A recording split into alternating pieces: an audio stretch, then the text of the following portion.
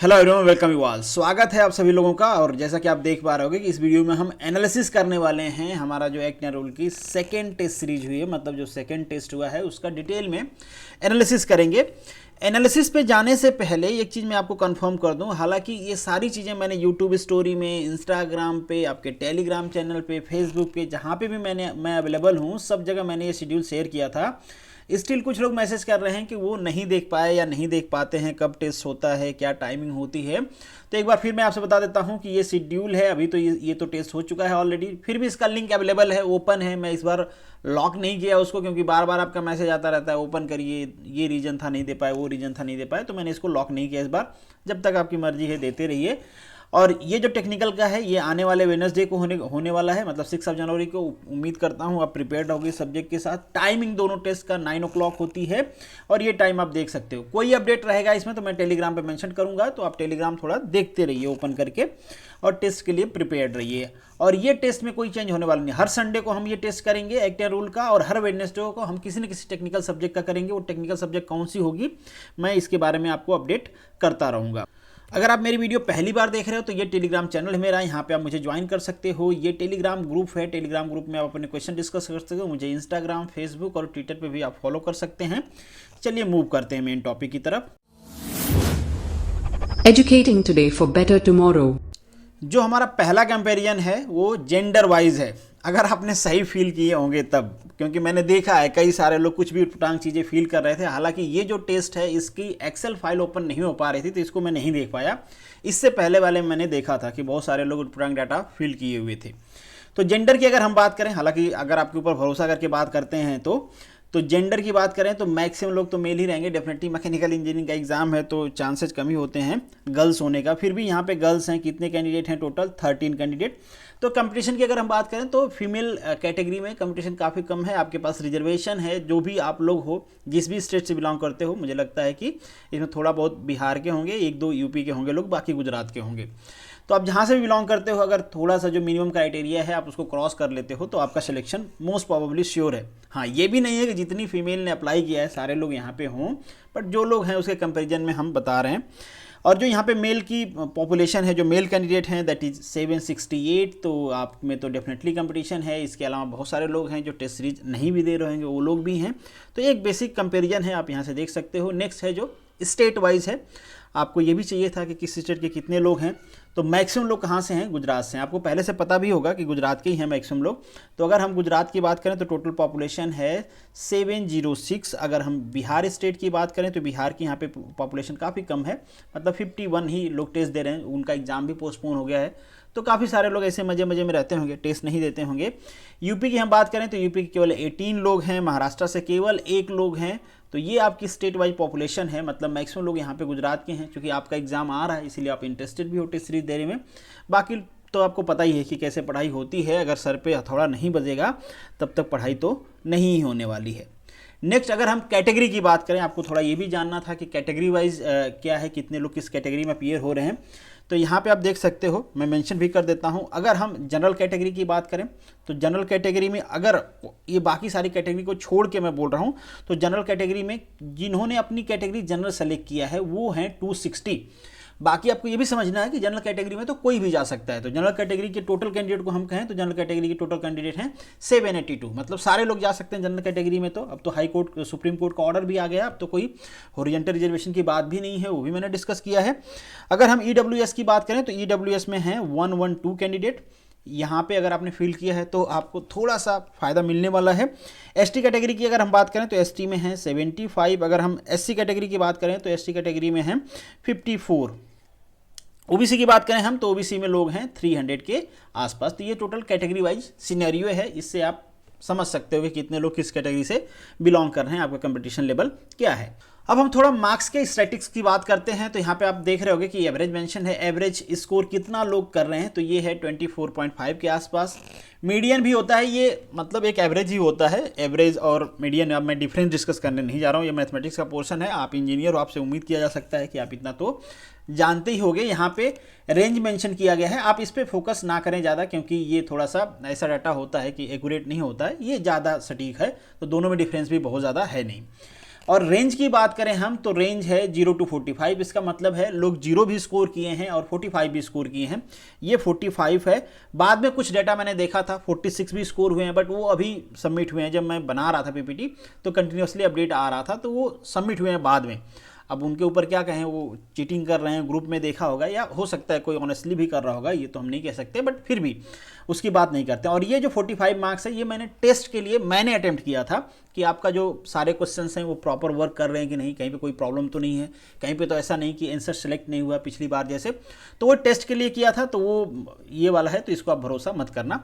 बाकी जो डेटा है वो आप देख सकते हो। मैक्सिमम लोगों ने जो स्कोर किया है, ये रेंज आपको बताई दी, मैक्सिमम लोग जो स्कोर किए हैं ये 25 के रेंज में ही है। यहाँ पे मैं आपको वीडियो एक दिखा देता हूँ, ये वीडियो में रिकॉर्ड हुआ है, तो ये आप देख पाओगे कि किस स्कोर पे कितने लोग हैं, क्या काउंट है। ये तो मैंने आपको बता दिया, ये आपको नहीं देखना है। ये आप लोगों के एक्चुअल्स मार्क्स हैं जो 40, 41, 42 ये स्कोर हैं बेसिकली। एक्चुअली आगे मैं आपको चार्ट भी दिखा दूंगा। और मेरी एनालिसिस क्या है कि आप किस रेंज में हो तो अच्छा है, किस रेंज में हो तो आपको इम्प्रूव करने की ज़रूरत है। और जब हम क्वेश्चन डिस्कस करेंगे, क्वेश्चन के सोल्यूशन डिस्कस करेंगे, तो वहाँ पर हम ये डिस्कस करेंगे ना कि क्वेश्चन का लेवल क्या है। कि काफ़ी लोग मैसेज कर रहे थे कि क्वेश्चन का लेवल थोड़ा ऊपर हो गया, बट डेफिनेटली आपके क्लास 2 में, क्लास 2 का लेवल मैंने रखा है। क्लास 2 में ऐसे क्वेश्चंस आपसे पूछे जाएंगे, थोड़े टफ रहेंगे, थोड़े क्वेश्चंस इजी रहेंगे। और क्लास 3 में हम कह सकते हैं कि वहाँ पे थोड़े इजी क्वेश्चंस रहेंगे, बट यहाँ पे मैंने क्लास 2 को भी कंसीडर किया है, क्लास 2 पे ज़्यादा फोकस किया है, ताकि आपका थोड़ा सा चीज़ें इंप्रूव हो, आपको पता चले कि क्वेश्चन का लेवल कैसे कैसे बन सकता है। अब आपने जो वीडियो में देखा उसको थोड़ा सा डाटा में एनालाइज कर लेते हैं। आपको यहाँ पे पता चल जाएगा अपने रैंक के बारे में। काफ़ी सारे लोग कह रहे थे कि रैंक मैं पब्लिश करूं। देखो, रैंक पब्लिश करने में मुझे कोई प्रॉब्लम नहीं है। हाँ, कुछ लोगों ने मुझे ज़रूर मैसेज किया कि सर रैंक पब्लिश आप ना करें। मैं पर्सनल भी आपको रैंक दे सकता हूं कि आपका क्या रैंक है, अगर आप इंटरेस्टेड हो तो पूछो तो बता सकता हूं। बट कब बता पाऊंगा मैं? जब गूगल फॉर्म की एक्सेल सीट ओपन होगी, जो रिकॉर्ड हुई है, जो कि हो नहीं रही है। पिछली बार भी मैंने आपसे कहा था, और इस बार तो मैं परेशान था कि आपका टेस्ट भी कर पाऊंगा मैं, नहीं कर पाऊंगा, क्योंकि मैंने मजबूरी में लैपटॉप में जब ये गूगल फॉर्म नहीं ओपन हुआ तो मुझे मोबाइल से क्वेश्चंस बनाने पड़े। काफ़ी टाइम मेरा वेस्ट हुआ मोबाइल से क्वेश्चन, क्योंकि वहाँ पे यार प्रॉब्लम होती है, विजिबिलिटी अच्छी नहीं होती, छोटा डिवाइस होता है। अब ये लैपटॉप में क्यों ओपन नहीं हो रहा मुझे नहीं पता, नेट का प्रॉब्लम है, लोडिंग नहीं हो पा रही, क्योंकि गूगल फॉर्म बहुत सारा डाटा रिकॉर्ड करता है, बहुत सारे एनालिसिस करता है, तो हैवी हो जाता है। जैसे जैसे लोग उसमें सबमिट करते हैं वो हैवी हो जाता है। तो ये प्रॉब्लम है, वो ओपन नहीं हो रहा। और ओपन भी होगा तो जो रैंक बनाना है आपका, उसमें बहुत सारे कैंडिडेट ऐसे हैं जो सेम मार्क्स वो किए हैं, स्कोर किए हैं। तो अब मैं कैसे रैंक बनाऊंगा, किसको क्या रैंक दूंगा? क्योंकि वहाँ पे जो रैंक बनती है वो डेट ऑफ बर्थ, दुनिया भर के क्या कितने गलत किए कितने सही किए, यहाँ पे तो नेगेटिव मार्किंग भी कैलकुलेट नहीं होती। तो एक बहुत बड़ा टास्क है ये। फिर भी मैं आपको एक्सेल सीट दे सकता था मार्क्स अरेंज करके, जब खुलेगी मैं दे भी दूंगा। बट यहाँ पे आपको एक आइडिया हो जाएगा कि आप किस जोन में हो, आपको अच्छा स्कोर करना है, इंप्रूव करना है, सेफ जोन में, सारी चीज़ें पता चल जाएंगी। तो ये एनालिसिस आपको दिख रही होगी, ये ऊपर जो लिखा हुआ है ना, ये नंबर ऑफ कैंडिडेट्स लिखे हुए हैं, इधर मार्क्स मेंशन किया गया है कि मार्क्स का रेंज क्या है। तो यहाँ पे आप देख रहे हो जो पहला रेंज मैंने रखा है, ये रखा है 42 to 46। और चूंकि गूगल फॉर्म नहीं ओपन हो रहा है, इसलिए मुझे ये डाटा सारा कलेक्ट करके मैनुअली एक्सेल सीट में बनाना पड़ा। तो ये भी टाइम वेस्टिंग ही है एक तरह से, ये सारी चीज़ें बताने के लिए। बट फिर भी आपको एक आइडिया होता है, ये अच्छी बात है। और जो टेस्ट सीरीज अगर उसकी एनालिसिस ही नहीं मिलती है तो मतलब ही क्या है, केवल क्वेश्चन देना रहता तो सिंपली ऐसे क्वेश्चन सेंड कर देता मैं आपको। तो इस रेंज में जब मैं पर्टिकुलरली जब मैं ये पीपीटी बना रहा था उस टाइम पे कोई नहीं था, मगर बाद में मैंने देखा 3 या 4, 5 बजे के आसपास तो कुछ लोग वहाँ पे आ गए थे। 46 वाले भी थे एक आध, और एक कोई 45 वाला भी था। बट पता नहीं उन्होंने बाद में सबमिट किया, क्यों बाद में किया, जेन्युइनली कर रहे हैं या फिर वो चीटिंग भी कर सकता है कोई। ठीक है, जो भी है, हम ऐसा कमेंट तो नहीं करेंगे। नेक्स्ट जो रेंज मैंने रखा है ये है आपका, ये एक्स्ट्राऑर्डिनरी वाला रेंज था, और ये है आपका एक्सेलेंट वाला रेंज। इसमें 9 लोग हैं 40 से लेके 42 के रेंज में। हाँ, तो इनको मैं कहता हूँ कि ये एक्सेलेंट हैं। अगर आपने ऐसे लेवल के क्वेश्चन, बिलीव मी ये काफ़ी अच्छे लेवल के क्वेश्चन, कुछ क्वेश्चन काफ़ी अच्छे लेवल के थे। जब हम क्वेश्चन डिस्कस करेंगे तो आपको उसकी क्रिटिकलिटी भी पता चलेगी। हो सकता है आपने सही अटेम्प्ट किया हो बट उन क्वेश्चंस की क्रिटिकलिटी आपको नहीं पता हो, वो भी मैं डिस्कस करूंगा जब सोल्यूशन डिस्कस करूंगा। तो आपको पता चलेगा कि आपने, कुछ लोगों ने बहुत अच्छे क्वेश्चंस को सही कर दिए हैं, तो आपको समझाऊंगा मैं वो सारी चीज़ें। तो यहाँ पे 9 लोग हैं टोटल। और अगर हम आगे थोड़ा सा बढ़ते हैं तो कैंडिडेट भी बढ़ते हैं डेफिनेटली, ये तो आप समझ ही रहे हो कि जैसे जैसे मार्क्स कम होते जाएंगे कैंडिडेट्स बढ़ते जाएंगे। 35 से 39 के बीच में टोटल 57 कैंडिडेट हैं। और इसके बाद 30 से 34 वाला जो है इसको मैं कहता हूँ वेरी गुड और ये है गुड की कंडीशन। अगर इन तीनों को आप ऐड करते हो, मतलब इसके बीच में आप आ जाते हो, तो यहाँ पे अगर 142 कैंडिडेट हैं, इनको भी ले लेते हो आप, तो ये टोटल कैंडिडेट हो जाते हैं 199। ठीक है, कौन से कैंडिडेट, मतलब 34 मार्क्स से कम स्कोर करने वाले कैंडिडेट कितने हैं, 199 कैंडिडेट हैं। तो आपको ध्यान देना है भैया कि जितनी सीट है ये इसी स्कोर वाले थोड़े आगे पीछे में। अब ऐसा तो नहीं कोई पढ़ा है और एक महीना बाद एकदम ही खराब हो जाएगा। हाँ, ये जरूर है कि जो पीछे हैं वो खुद को इम्प्रूव कर सकते हैं, बट ये भी है कि जो लोग अभी स्कोर कर रहे हैं वो बाद में भी स्कोर करेंगे।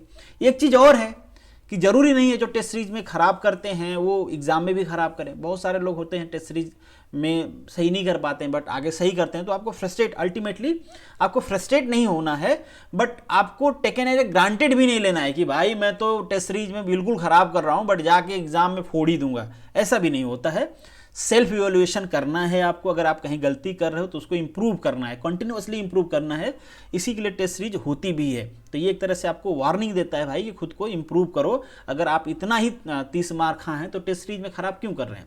हाँ, बट ये भी होता है कुछ लोग टेस्ट सीरीज में नहीं कर पाते हैं ड्यू टू रिवीजन नहीं किया, उनका प्लानिंग कुछ और चल रहा है, पढ़ कुछ और, नया शेड्यूल कुछ और है, बाद में रिवीजन कर लेते हैं तो अच्छा कर लेते हैं। तो जो भी हो, आप अच्छी तरीके से जानते हो अपने बारे में, मेरा काम है इसको एनालाइज करना।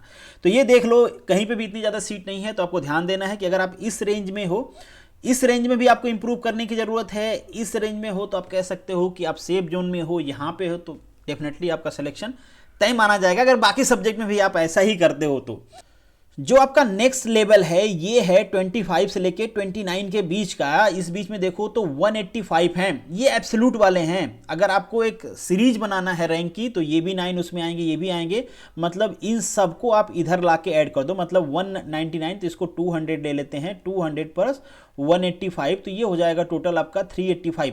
तो आप देख रहे हो कि 29 तक कितने कैंडिडेट आ गए हैं, 385। कितने कैंडिडेट अपीयर हुए हैं भैया, कुछ 782 हुए थे, मतलब ये कुछ 50% क्रॉस कर चुके हैं। तो आप देख लो कि भैया अगर इस रेंज में आप हो तो आपको तेजी से इंप्रूव करना है, क्योंकि बहुत सारे लोग हैं, सारे लोग अपने आप को इंप्रूव करेंगे, तो आपको ज़्यादा टाइम देके खुद को इंप्रूव करके किसी इन सब रेंज में आना है।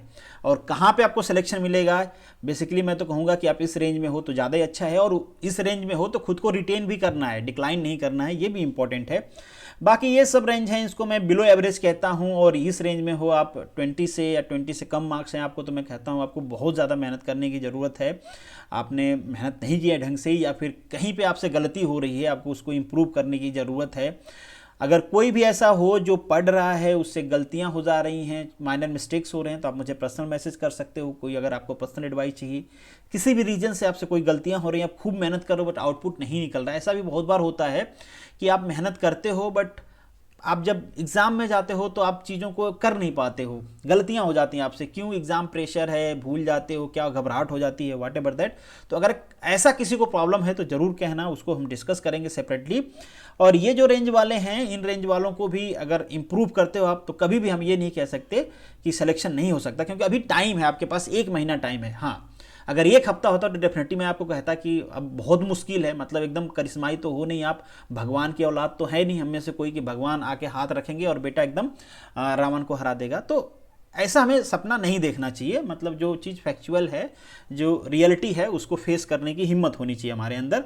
तो अगर आप कहीं पे हो इधर तो इंप्रूव करने की कोशिश करो, आप ट्राई करो कि भैया राइट से लेफ्ट जाओ और अच्छे मार्क्स स्कोर करो। जो टेस्ट है आपके एग्जाम के लेवल का है, मेहनत करके बनाता हूँ कि आपको ज़्यादा से ज़्यादा आउटपुट मिले, वैराइटीज़ ऑफ क्वेश्चन मिले, सारी चीज़ें हैं। और यहाँ पे मैंने मेंशन भी कर दिया है, जो सारी चीज़ें मैंने आपको डिस्कस किया ना, यहाँ पे मेंशन कर दिया है। आप थोड़ा सा पॉज करके देख सकते हो, दिमाग में बिठा सकते हो, थोड़ा सा मोटिवेट हो के किसी भी तरीके से खुद को इंप्रूव करने की कोशिश करो। इतना ज़्यादा वैकेंसी शायद आपको दोबारा मिले ना मिले, तो उस चक्कर में ना रहो, खुद को इंप्रूव करो, जैसे भी कर सकते हो, जो भी तरीका लगा सकते हो अपने ऊपर, जो भी सुटेबल चीज़ें हो उसको ग्रैब करो और आगे बढ़ो। तो this is the end of this video. Thank you so much for watching this. मिलेंगे नेक्स्ट वीडियो में, तब तक के लिए all the best, good luck.